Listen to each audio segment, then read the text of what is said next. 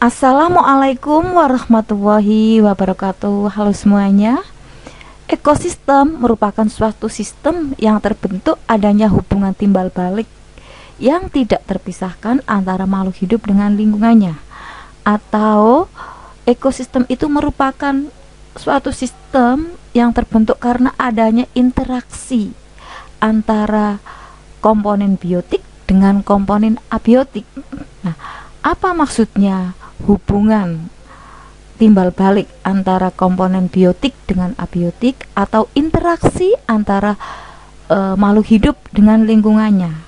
Nah, pada video ini akan membahas materi tentang interaksi antar komponen dalam ekosistem atau hubungan timbal balik antar komponen dalam ekosistem.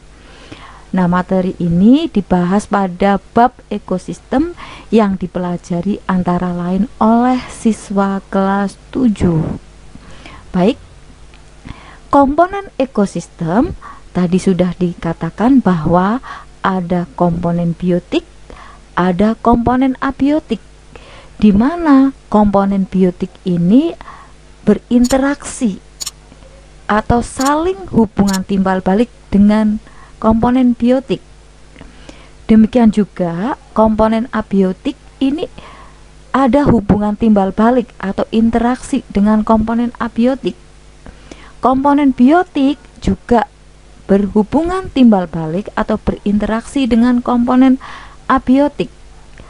Pada materi ini akan membahas interaksi antara komponen biotik dengan komponen biotik. Ya, jadi saya tekankan di sini, di video ini akan membahas khusus komponen biotik berinteraksi dengan komponen biotik, di mana komponen biotik berinteraksi dengan komponen biotik ini ada dua macam, yaitu dalam bentuk intraspesifik dan dalam bentuk interspesifik. Nah, apa yang dimaksud dengan hubungan antar biotik dalam bentuk intraspesifik dan interspesifik? Intraspesifik adalah interaksi antar organisme yang sejenis atau satu spesies. Ambil suatu contoh, semut. Semut adalah serangga sosial yang memiliki lebih dari 12.500 jenis, yang sebagian besar hidup di kawasan tropis dengan membentuk koloni, dan sarang-sarang ini teratur yang beranggotakan ratusan sampai jutaan semut.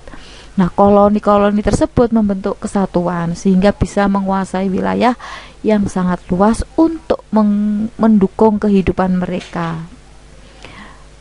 Di pembagian tugas ya, antar anggota koloni ini sangat rapi.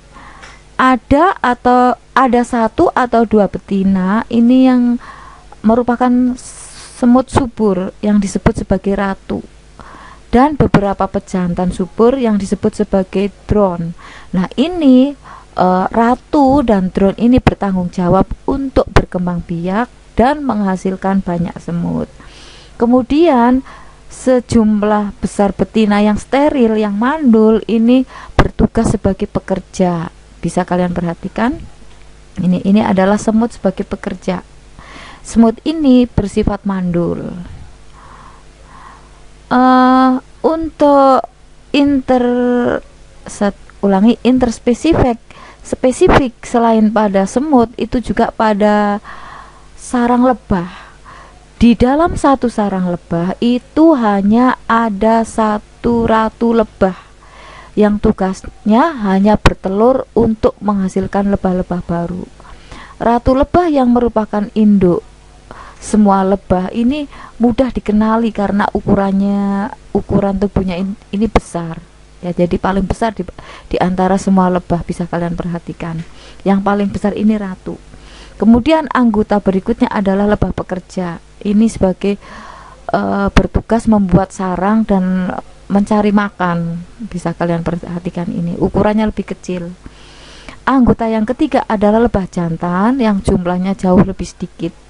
dibanding pekerja betina. Ini tugas lebah jantan adalah mengawini ratu untuk menghasilkan lebah baru.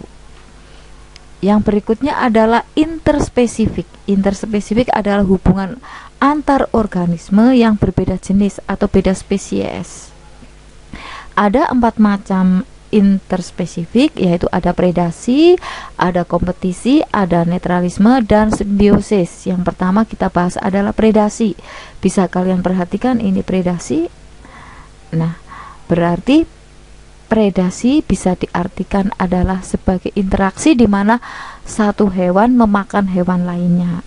Hewan yang memakan itu disebut predator, sedangkan hewan yang dimakan adalah prey.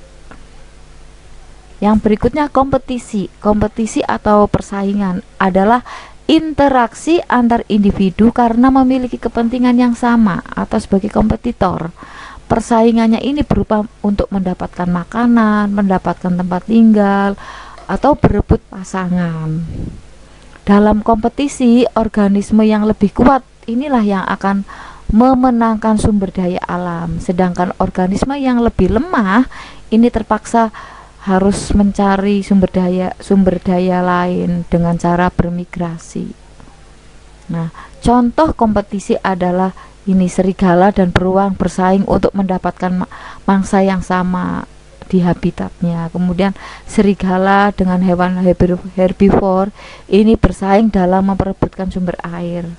Nah, yang berakhir dengan serigala ini menguasai, serigala lebih menang menguasai sumber air, sedangkan hewan herbivore ini akan pindah tempat untuk mencari sumber air lain yang lebih aman.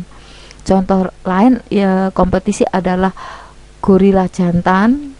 Ini mendominan, melarang gorila jantan lainnya untuk kawin dengan betina.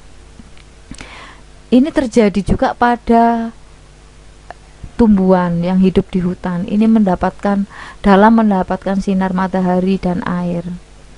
Untuk tumbuhan dengan akar yang besar dan kuat ini akan mendapatkan air lebih banyak, sedangkan tumbuhan yang memiliki batang tinggi ini mendapatkan sinar matahari yang lebih banyak dan berpotensi menutupi sinar matahari ke pohon lainnya yang lebih kecil. Yang berikutnya adalah netralisme. Netralisme adalah hubungan antar makhluk hidup yang berbeda jenis, yang tidak saling mempengaruhi. Meskipun hidup bersama dalam suatu habitat yang sama, ini tidak akan terjadi saling berkompetisi. Jadi netral. Disebut netral itu karena walaupun pada tempat yang sama itu tidak saling mengganggu. Ini contohnya ada antara lain pada kucing, ayam di suatu tempat ini ya. Kucing kambing dengan ayam, kucing dengan ayam. Ini tidak saling mempengaruhi ya. Jadi tidak saling merugikan, tidak saling berebut. Ini yang disebut netralisme. Yang berikutnya adalah simbiosis. Simbiosis adalah hubungan atau interaksi antar organisme makhluk hidup yang berbeda. Ada 3 macam, yaitu simbiosis mutualisme, simbiosis komensalisme, dan simbiosis parasitisme. Nah, apa yang dimaksud dengan simbiosis mutualisme, komensalisme, parasitisme akan kita bahas pada video berikutnya. Sampai jumpa. Terima kasih. Wassalamualaikum warahmatullahi wabarakatuh.